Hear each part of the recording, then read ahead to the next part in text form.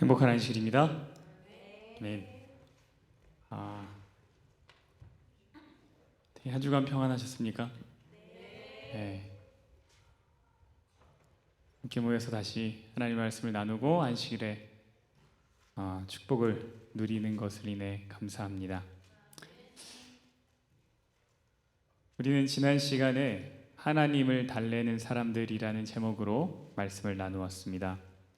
애굽 사람들은 신을 달래야 하는 존재로 생각했다고 말씀드렸어요. 그러나 우리에게 하나님은 그런 존재 아니죠. 우리가 달랠 수 있는 존재가 아닙니다. 오히려 그분이 우리를 품어주시고 안아주시고 달래주시는 거죠. 하나님이 아버지이기 때문입니다. 오늘은 출애굽기 9장 그리고 10장을 함께 보면서 내 고집이 하나님을 꺾을 때라는 제목으로 함께 말씀을 나누겠습니다.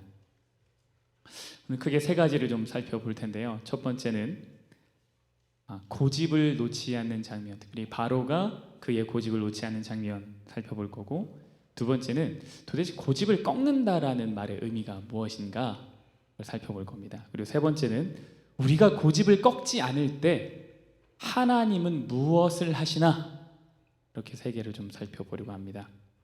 출애굽기 9장을 함께 보시죠. 애굽이 애굽의 재앙이 이렇게 내려지는 가운데 우리는 바로가 계속해서 하나님의 경고를 무시한다는 것을 알 수 있습니다. 그러나 막상 재앙이 내려진 뒤에는 바로가 어떻게 하냐면 어찌할 바를 몰라서 모세에게 이 재앙을 없애줄 것을, 물려줄 것을, 멈출 것을 요청합니다. 그러면서 이스라엘 백성들한테 무슨 얘기를 하냐면 모세한테 너가 원하는 대로 이스라엘 백성 내보내줄게 라는 이야기를 이제 재앙이 지나면서 하기 시작하죠. 그러나 재앙이 멈춘 뒤에는 언제 그랬냐는 듯이 다시 뭐예요? 마음을 뒤집어 버려요. 그래서 이스라엘 백성들을 보냅니까? 보내지 않습니까? 보내지 않습니다. 그 굳은 마음, 다시 말해서 그 고집을 바로가 계속해서 보여줍니다. 우리가 이러한 바로의 모습을 쉽게 찾아볼 수 있는데요. 그것은 두 번째 재앙부터 이미 나오기 시작합니다. 8장 15절에 두 번째 재앙이 내려질 때, 개구리 재앙이거든요. 그때 8장 15절에 이렇게 이야기를 합니다. 그러나 바로가 숨을 쉴 수 있게 됨을 보았을 때에, 이 얘기는 뭐냐면 개구리가 물러갔을 때의 이야기예요. 그의 마음을 완강하게 하여 그들의 말을 듣지 아니하였으니 여호와께서 말씀하신 것과 같더라. 넷째 재앙인 파리 때에도 이 고집을 볼 수 있는데요. 8장 25절입니다. 바로가 모세와 아론을 불러 이르되 너희는 가서 이 땅에서 너희 하나님께 제사를 드리라. 바로가 처음 이렇게 이야기를 했는데 31절 32절에 여호와께서 모세의 말대로 하시니 그 파리 때가 바로와 그의 신하와 그의 백성에게서 떠나니 하나도 남지 아니하였더라. 그러나 바로가 이 때에도 마음을 완강하게 하여 그 백성을 보내지 아니하였더라 라고 일곱째 재앙의 내용에서는 이거를 조금 더 자세하게 볼 수 있습니다. 일곱째 재앙은 우박이 내린 장면이에요. 우박을 내린 장면으로 좀 가볼게요. 9장, 이제 우리가 오늘 살펴보려고 하는 9장인데요. 9장 23절부터 25절까지 제가 이번에는 쉬운 성경으로 제가 한번 읽어드리겠습니다. 한번 들어보세요. 모세는 지팡이를 들어 하늘을 가리켰습니다. 그러자 하나님께서 말씀하신 것처럼 천둥 소리가 나며 우박이 떨어졌습니다. 그리고 하늘에서 번개가 쳤습니다. 우박이 쏟아질 때 번개도 쳤습니다. 이집트 나라가 세워진 뒤로 지금까지 한 번도 볼 수 없었던 큰 우박이었습니다. 우박은 모든 이집트에 들어있는 것을 다 쳤습니다. 그 우박은 사람과 짐승을 쳤습니다. 그리고 밭에서 자라는 것을 다 치고 들에 있는 나무들도 다 부러뜨렸습니다. 그러자 바로가 이렇게 이야기를 해요. 파라오가 모세와 아론을 불러서 말했습니다. 이번에는 내가 죄를 지었다. 여호와께서 오르시다. 나와 내 백성이 잘못했다. 여호와께 기도드려라. 천둥과 우박을 그치게 해다오. 너희를 내보내 주겠다. 너희는 여기에 더 이상 머물지 않아도 된다. 바로가 모세와 아론을 불러서 뭐라 그러냐면 27절에 이번은 내가 범죄하였노라. 여호와는 의로우시고 나와 나의 백성은 악하도다 라고 고백을 했습니다. 드디어 바로는 자기의 악과 죄를 인정했고 하나님의 의로우심도 인정했습니다. 그리고 이스라엘의 백성을 내보내겠다라고도 약속했습니다.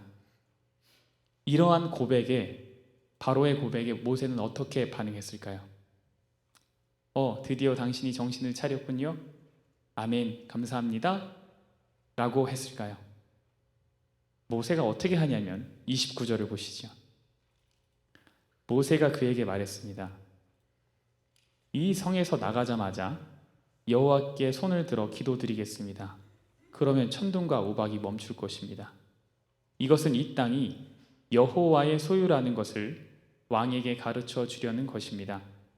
하지만 왕과 왕의 신하들은 그래도 여호와 하나님을 두려워하지 않으리라는 것을 나는 알고 있습니다. 놀랍게도요, 모세는 이 바로가 얘기했던 고백이 참인지 거짓인지를 분별할 수 있었습니다. 그의 결심이 진실되지 않다는 것을 알았죠. 모세가 어떻게 알았을까요?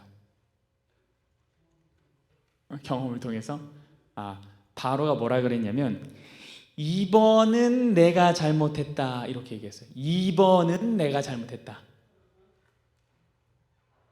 그 이야기는 그 전에는 뭐 했다라는 거예요? 잘못 안 했다라는 거예요. 이번은 내가 잘못했다. 이것이 바로의 마음이 단지 우박으로 인한 재앙을 막아보려는 계산으로, 그죠? 말하고 있다라는 거죠. 이번은 내가 잘못했다.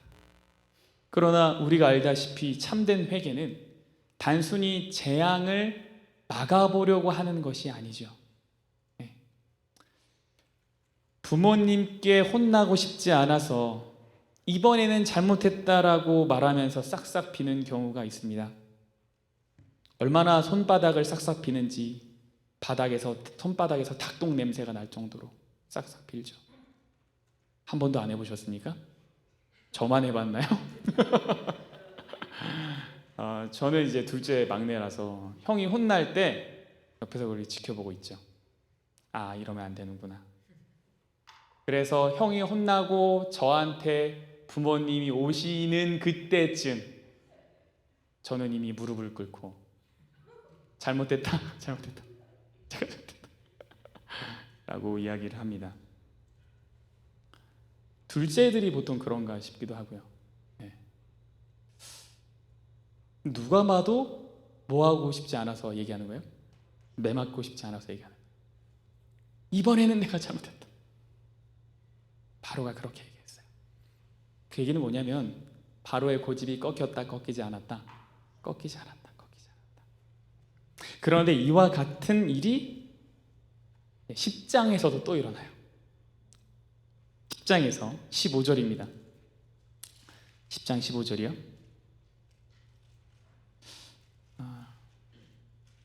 제가 쉬운 성경으로 읽어드려도 이렇게 잘 이해가 되십니까? 성경을 보실 때?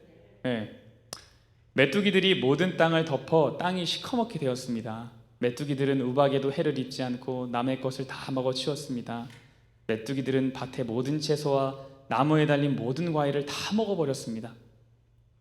그래서 이집트 온 땅의 나무와 밭에 심은 채소는 하나도 남지 않게 되었습니다. 파라오가 급히 모세와 아론을 불러서 말했습니다. 내가 너희 하나님인 여호와와 너희에게 죄를 지었다. 내 죄를 용서하여라. 너희 하나님 여호와께 기도를 드려라.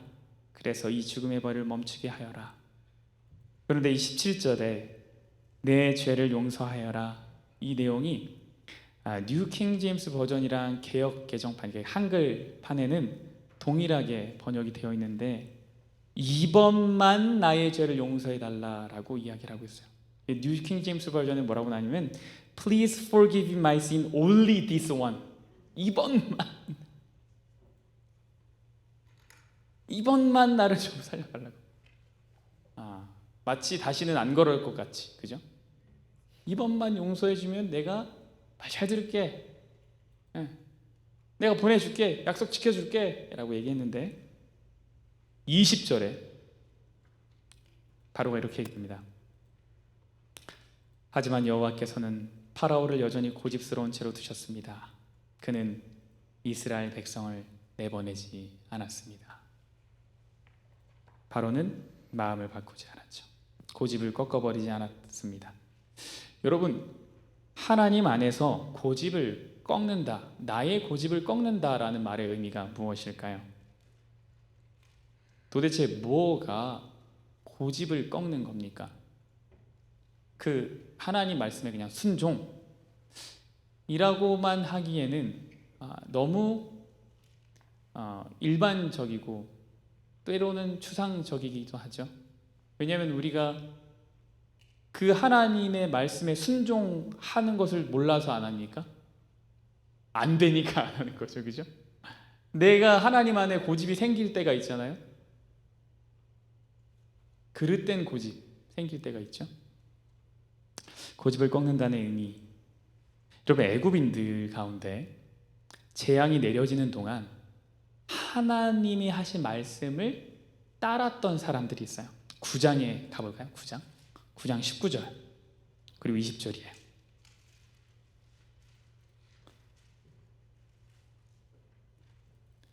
네, 19절 20절을 읽겠습니다.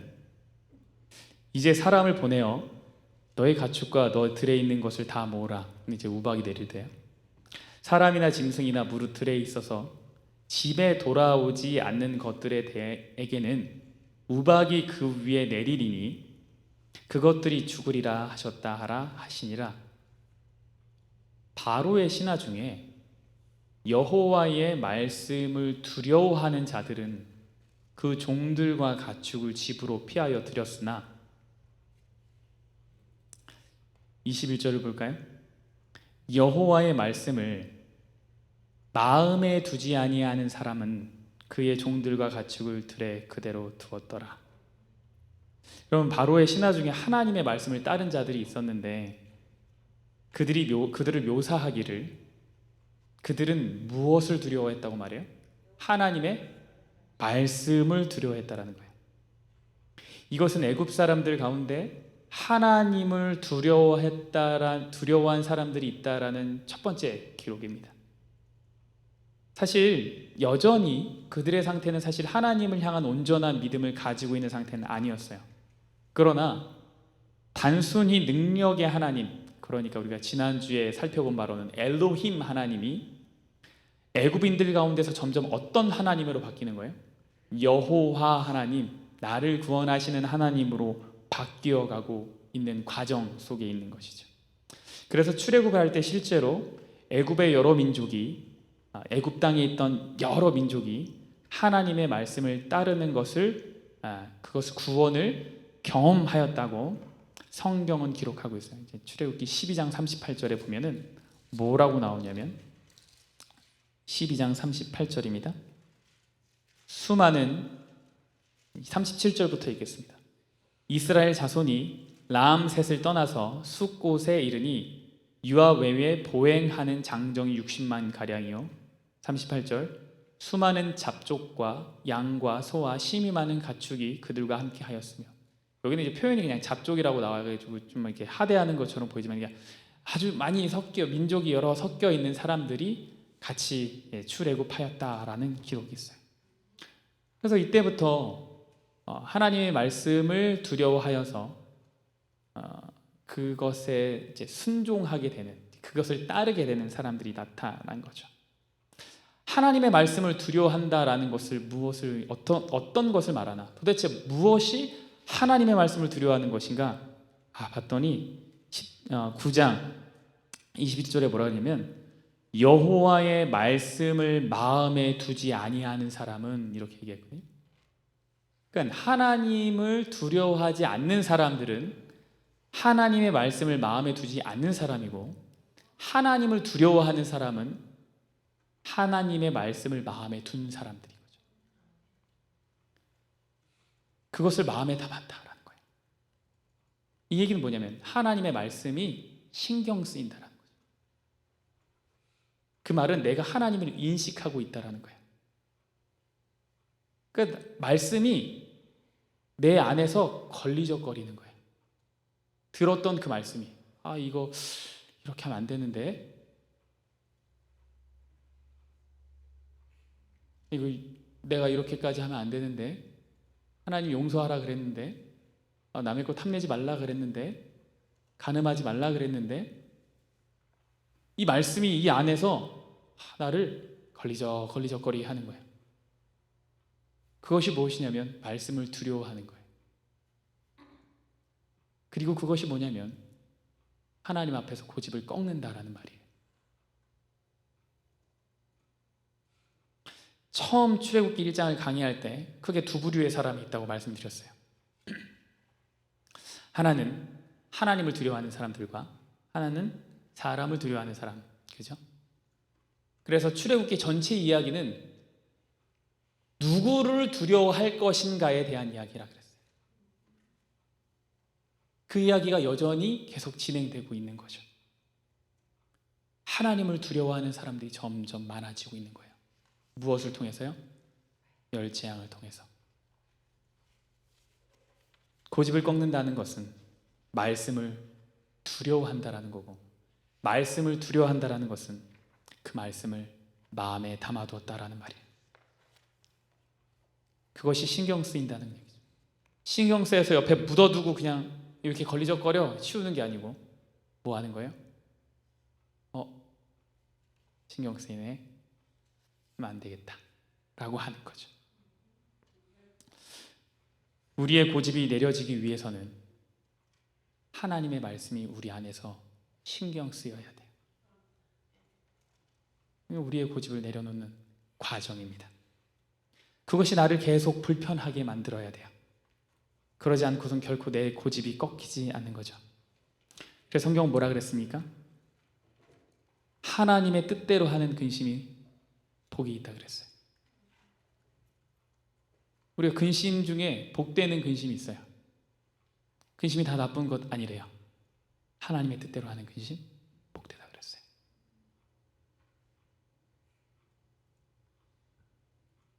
우리가 바로와 같은 실패를 하고 싶지 않다면 하나님 이번만 용서해 주세요.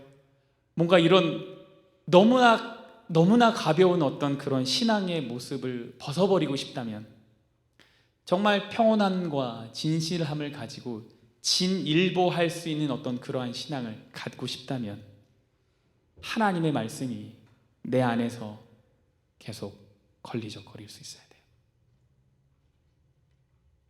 그래서 결국에는 그 말씀을 묻어둘 수 없기에 따라가야 되는 거죠. 근데 이것이 걸리적거린데 이거를 계속 묻어두기 시작하잖아요. 그럼 이제 그 사람이 나중에 결국은 어떤 사람이 되는 거예요? 성경대로 표현하면 화인 맞은 사람이 되는 거예요. 그래서 성령 하나님이 두드려도 뭐 하지 않는 거예요? 꿈쩍도 하지 않는 거예요. 바로가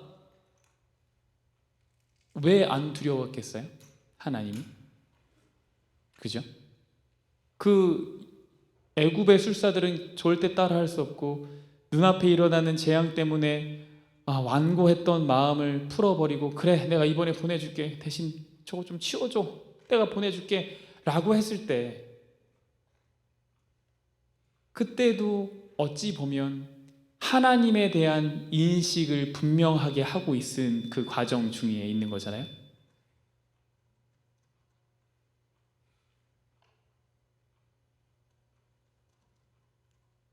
그런데 바로는 그것을 내려놓지 못한 것이죠.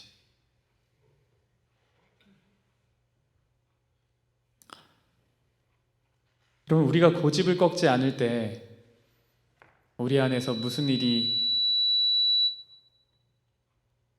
일어날까요? 고집을 꺾지 않을 때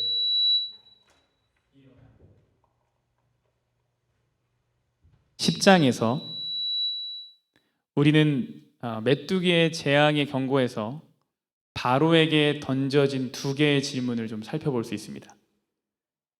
우리 10장을 함께 펴보겠습니다. 출애굽기 10장입니다. 첫 번째는요, 하나님께서 모세와 아론을 통하여 바로에게 하신 말씀이에요.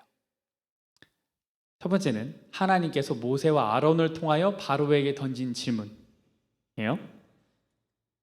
3절입니다. 10장 3절. 모세와 아론이 바로에게 들어가서 그에게 이르되 히브리 사람의 하나님 여호와께서 말씀하시기를 너가 어느 때까지 내 앞에 겸비하지 아니하겠느냐? 내 백성을 보내라. 그들이 나를 섬길 것이라. 이렇게 했어요. 두 번째는 바로의 신하들이 바로에게 한 말이에요. 그러니까 둘 다 바로에게 던진 질문인데 7절이에요. 7절. 10장 7절. 바로의 신하들이 그에게 말하되 어느 때까지 이 사람이 우리의 함정이 되리이까? 그 사람을 보내어 그들의 하나님 여호와를 섬기게 하소서. 왕은 아직도 애굽이 망한 줄을 알지 못하시나이까 하고. 둘 다 바로의 고집에 대한 이야기입니다. 도대체 언제까지 겸비치 않겠느냐? 도대체 언제까지 이 이스라엘 사람들 때문에 우리가 어려움을 겪어야 되겠느냐? 둘 다 전혀 다른 부류의 사람인데 바로에게 똑같이 질문하는 거예요. 언제까지냐? 바로가 언제까지 고집을 부릴 것인가? 바로의 고집은 끝까지입니다. 끝까지. 고집을 계속 부리는 거예요. 그럴 때 무슨 일이 일어나나? 우리가 고집을 놓지 않을 때 무슨 일이 일어나나? 바로가 자신의 고집을 꺾지 않은 동안에 애굽에 생긴 일들을 한번 잘 생각해 보세요. 식수가 떨어지고 물이 떨어지고 곡식들이 다 죽고 떨어지고 병과 자연재해로 가축도 다 죽고 다 없어지고 있죠. 이러한 상황을 바로의 신하가 방금 요약해서 딱 이야기했어요. 뭐라 그랬어요? 망했다. 왕은 아직도 애굽이 망한 줄을 알지 못하시나이까. 애굽이 망했다는 거예요. 아직이요 8번째 재앙, 9번째 재앙, 10번째 재앙 내리기 전이에요. 근데 이미 애굽 사람들이 봤을 때 망했어요. 망해도 진작에 망했어요. 바로의 신하들은 알았어요. 근데 바로는 뭐 했냐면 그거 신경 쓰지 않았어요. 인간의 그릇된 고집이 계속되면 무슨 일이 일어나냐면 나만 망하지 않고 내 주변 사람이 같이 망해요. 인간의 고집, 그릇된 고집이 하나님 안에서 그릇된 고집이 계속되면 다른 사람에게 고통을 주게 된다는 겁니다. 이것이 출애굽기 9장, 10장 이 재앙들 가운데 바로를 통해서 일어나는 현상들이에요. 그럼 이제 질문이 생기죠. 인간이 고집을 꺾지 않을 때 하나님은 도대체 무슨 일을 하시나? 그냥 다 이렇게 내버려 두시나? 여러분, 애굽의 재앙에 대한 이야기를 읽을 때 빠지지 않고 등장하는 질문이 있어요. 그게 뭐예요? 왜 하나님이 바로의 마음을 완악하게, 강팍하게 했느냐? 10장 20절에도 등장하죠. 그러나 여호와께서 바로의 마음을 완악하게 하셨으므로, 개역 한글판에는 강팍하게 하셨으므로 이스라엘 자손을 보내지 아니하였더라.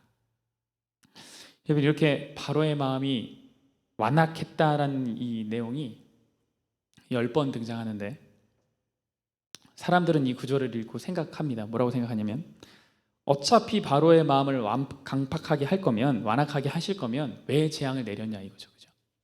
어차피 완악하게 할 텐데 뭐 타라 재앙을 내리냐. 또 한 가지는 이스라엘을 내보내라고 하면서 왜 안 내보내게 강팍하게 하냐, 이 질문을 합니다. 우리가 이것을 어떻게 이해할 수 있을까요?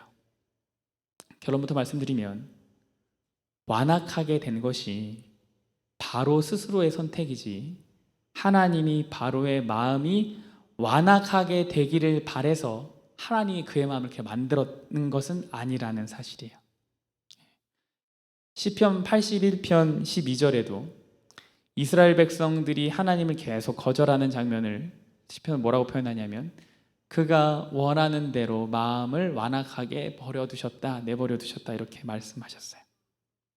여러분, 우리의 마음에서 성령 하나님이 부지런히 일하시는데 그 마음이 어떠한가에 따라서, 그 선택이 어떠한가에 따라서 전혀 다른 결과가 나와요. 그러니까 하나님은 모든 사람들의 마음에 똑같이 일하세요. 그런데 그 사람의 마음이 어떠하느냐, 그 사람의 선택이 어떠하느냐에 따라서 전혀 다른 결과가 나옵니다. 이것에 대해서 재림교회 지석은 이렇게 비유를 들어서 설명했는데 아주 저는 적절하다고 생각해요. 태양이 밀랍은 녹이지만 진흙은 굳게 한다. 똑같은 태양빛이 비쳐요. 그런데 그 태양빛이 밀랍은 녹여버려요. 그러나 진흙은 어떻게 해요? 딱딱하게 굳게 해요. 똑같은 현상이 주어지는데 어떤 것은 녹아지고 어떤 것은 굳어진다라는 겁니다. 하나님은 우리 모두가 구원받길 원하세요. 어떤 한 사람만 구원받길 원하시지 않아요. 그래서 하나님이 세상을 사랑해서 독생자를 보내셨죠. 어떤 나를 사랑하는 사람을 사랑해서 독생자를 보내신 게 아니죠. 모든 사람이 구원에 이르는 것이 하나님의 바람이라고 성경은 이야기합니다. 그래서 하나님은 우리 모두가 구원받기를 원하시는 마음으로 가장 최선의 것으로 일을 하세요. 그런데 그런 하나님의 일 가운데 바로의 선택, 그 고집이 완악함으로 나타나는 거죠. 하나님이 바로의 마음을 완악하게 만드셨습니까? 모세가 9번째 재앙에서 이렇게 이야기를 해요. 9번째 재앙이 뭐냐면 온 땅이 캄캄해진 겁니다. 3일간의 어두움이 애굽 땅에 임했어요. 어느 정도의 캄캄함이냐면 성경에 표현해 보니까 손으로 더듬어서 다녀야 할 정도로의 캄캄함, 암흑이 애굽 땅에 내렸다라고 얘기해요. 바로는 결국 이스라엘 백성들을 내보내겠다라고 했습니다. 근데 뭐라 그러냐면 가축은 두고 가 이렇게 얘기했어요. 가축은 두고 가, 동물 가져가지 마 이랬어요. 근데 모세가 뭐라 그러냐면 제사 드리려면 가져가야 된다 이렇게 얘기했어요. 그래서 바로가 화가 머리끝까지 올라왔어요. 그러면서 모세한테 뭐라고 얘기했냐면 모세야, 너 내 앞에 다시 나타나면 내가 너 죽인다 이렇게 얘기했어요. 그래서 모세가 뭐라 그러냐면 10장 29절에 모세가 이르되 당신이 말씀하신 대로 내가 다시는 왕의 얼굴을 보지 아니하리이다 이렇게 얘기했어요. 오케이, 얼굴 안 볼게요 이렇게 얘기했어요. 그런데 11장에 보면 모세가 어디 있냐면 바로 면전에 가가지고 계속 있어요. 그러면서 마지막 재앙에 대한 경고도 해요. 11장 4절을 보세요. 11장 4절에 분명히 너 내 앞에 나타나면 죽일 거야. 그래서 오케이, 안 나타나겠습니다 했는데 11장 4절에 모세가 바로에게 이르되 여호와께서 이와 같이 말씀하시기를 밤중에 내가 애굽 가운데로 들어가니로 또 얘기하고 있어요. 이거 화난 사람 약 올리는 겁니까?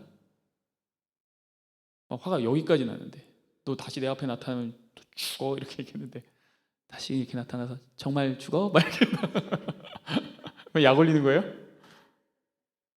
아니 그런 거 아니죠. 이게 뭐냐면 하나님께 받은 경고를 이걸 안 전해주면 어떻게 돼요?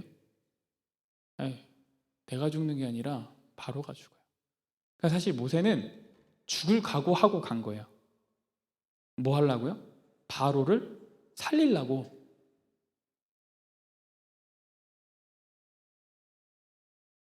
어쩌면 이게 그에게 주어진 마지막 회개의 기회일 것이기 때문에 정말 간절한 기회이기 때문에 간 거예요.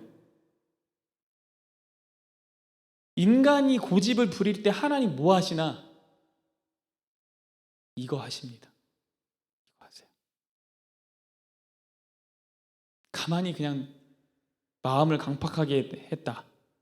그러면 너 이렇게 마음이 딱딱하냐? 너는 할 수 없겠다. 에이, 이렇게 안 하시고 어떻게요? 또 가고 또 가고 또 가요. 안 들을 거 아는데도 해요. 근데 이것을 어느 정도로 하냐면 그냥 우주 거민들이 볼 때 그래도 이 존재라는, 이 하나님이라는 존재가 사랑이구나라는 걸 증명하기 위해서, 보여주기 위해서 하는 것이 아니라 목숨을 걸고 하세요.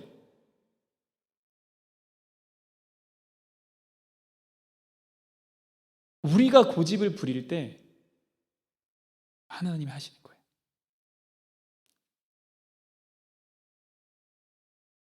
여러분, 우리가 생각하는 것보다 하나님은 더 고집스러워요. 네? 여러분 고집이 대단하다고 생각하시죠? 하나님 고집감 비할 데가 안 돼요. 너무너무 고집스러우신데 우리의 방법이랑은 다르게 고집스러운 거죠. 사랑이라는 방법을 통해서 고집스러우세요. 인간에게 선택하도록 자유를 주시고, 그래? 그럼 너 네 마음대로 살아. 나가 살아. 뭐 이렇게 하고 내버려 두는 것이 아니라 그 선택 때문에 자신이 죽을 거를 알지만 자신의 목숨까지 내어버릴 정도로 고집스러우세요. 하나님은 고집센 사람에게 그냥 그렇게 멸망하라고 말씀하지 않으신다는 거예요. 그의 선택을 강제로 바꿀 수는 없지만 그가 돌이키길 바라는 마음을 결코 버리지 않으세요. 계속해서 일하는 거죠. 여러분, 우리가 오늘 하루도 살 수 있는 것은, 여러분이 오늘 하루도 거동할 수 있는 것은 이 하나님의 고집 때문입니다. 네. 다행스럽게도 그 하나님의 사랑의 고집에 우리의 고집을 뭐 하는 거예요? 꺾어 버리고 오늘 하루를 은혜로 산 거예요. 여러분, 이것을 볼 때 악인이 멸망하는 이유는요, 회개할 기회가 모자라서가 아니에요. 또한 하나님의 말씀을 그들이 듣지 못해서도 아니에요. 자기 죄에 대한 억척스럽고 그 고집 때문에 멸망받는 거예요. 여러분, 하나님의 사역, 이 고집스러운 인간을 향한 하나님의 사역을 아주 잘 보여주는 장면이 있습니다. 호세아 선지자가 그걸 잘 보여줬는데, 호세아서는 타락한 이스라엘 백성들을 향한 하나님의 고집스러운 마음을 남편이 아내를 향한 사랑으로 보여준 책이에요. 근데 거기에 호세아 2장 5절부터 7절까지 말씀을 제가 읽겠습니다. 호세아 2장 5절부터 7절까지입니다. 그들의 어머니는 음행하였고, 이 아내를 두고 얘기하는 거예요.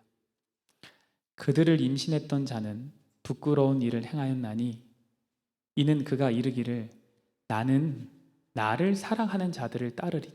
이 지금 아내가 얘기하는 거야. 내가 좋아하는 남자 그냥 따라갈 거야. 난 당신 안 좋아해. 그러면서 뭐라 그러기를 그들이 내 떡과 내 물과 내 양털과 내 삶과 내 기름과 내 술들을 내게 준다 하였습니다. 내가 갔더니 그 사람 나 명품백 사준다 그랬어. 차도 사준다 그랬어. 내가 좋아하는 먹을 것도 준다 그랬어. 당신 이런 거 하나도 안 주잖아. 난 그 사람들한테 갈 거야 라고 했다라는 거예요. 그랬더니 뭐라 그러냐면, 그러므로 내가 누구냐면 호세아예요. 내가 가시로 그 길을 막으며 담을 쌓아 그로 그 길을 찾지 못하게 하리니 그가 그 사랑하는 자를 따라갈지라도 미치지 못하며 그들을 찾을지라도 만나지 못할 것이라. 그제야 그가 이르기를 내가 본 남편에게로 돌아가리니 그때의 내 형편이 지금보다 나았음이라 하리라. 호세아가 뭐라 그러냐면, 그래, 정말 거기로 가야겠어? 알았어. 하더니 뭐 하는 거예요? 길을 막 막아버리는 거예요. 가시길로 타이어에 막 바퀴를 막 빼고 바람을 빼고 기름을 막 다 빼놓고 차키를 숨겨놓고, 가지마, 가지마, 그래도 가지마. 간다고 하는 사람 억지로 풀어놓고 놓고 이렇게 가둬버릴 수는 없으니까. 하나님의 억척스러운 고집이 이런 거라는 거죠. 인간의 고집이 하나님을 꺾으려 할 때 하나님 뭐 하시나? 하나님이 손을 놔버리시는가? 아니라는 거예요. 하나님은 계속해서 그 길을 막고 계시는 거죠. 하나님은 오늘도 나의 어긋남을 막기 위해서 그렇게 살아가세요. 하나님은 그렇게 우리 모두의 삶에 걸리적거리는 존재가 되어버리기도 하는 거예요. 그러나 그것이 은혜예요. 우리를 향한 하나님의 사랑이죠. 네, 하나님이 그렇게 나의 삶에만 일하시나? 아니요. 모든 사람들의 삶에 그렇게 일하세요. 우리를 향한, 세상을 향한 하나님의 사랑입니다. 그래서 다음 주에는 저희가 이 고집스러운 인간의 마음을 바꾸기 위해서 하나님이 선택하신 일은 과연 무엇인가를 11장을 통해서 좀 살펴보겠습니다. 그리고 이제 우리가 일어나서 찬양할 텐데, 주께서 나와 함께하네, 이 찬양을 할 텐데, 이 찬양을 하면서 우리 일상에서의 삶 가운데 우리와 함께 하시는 하나님, 어떤 하나님이냐면, 내가 곧 그릇 가려고 할 때 나의 앞길에 장애물을 설치하시고 간절히 가지마라고 외치는 그 하나님. 네?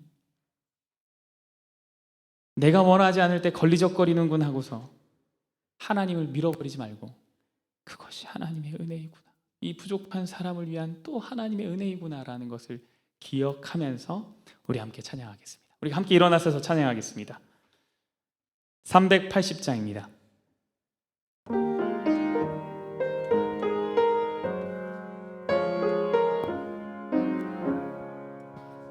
주께서 나와 함께하네, 넘어질 때와 두려울 때 날 도와주며 위로하네, 꼭 필요할 때에 주 함께 하시네, 꼭 필요할 때에 예수님 나를 지키시네, 꼭 필요할 때에 주께서 나와 함께하네, 이제는 결코 버리지 않고 새로운 기쁨 안겨주네, 꼭 필요할 때에 주 함께 하시네,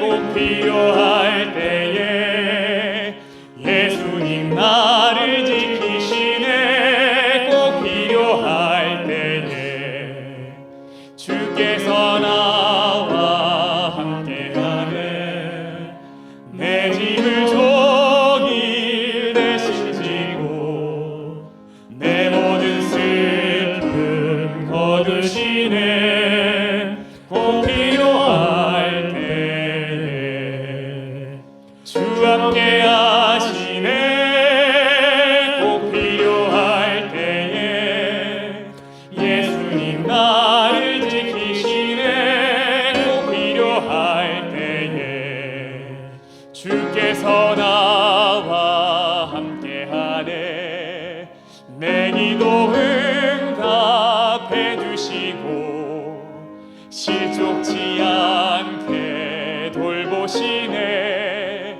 꼭 필요할 때에 주 함께 하시네, 꼭 필요할 때에 예수님 나를 지키시네, 꼭 필요할 때에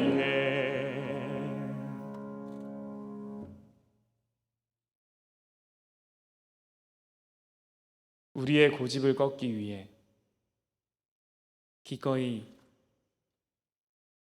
위험을 택하시고 더 끈질기게 고집스럽게 우리를 찾아오시는 참 고마우신 사랑의 하나님,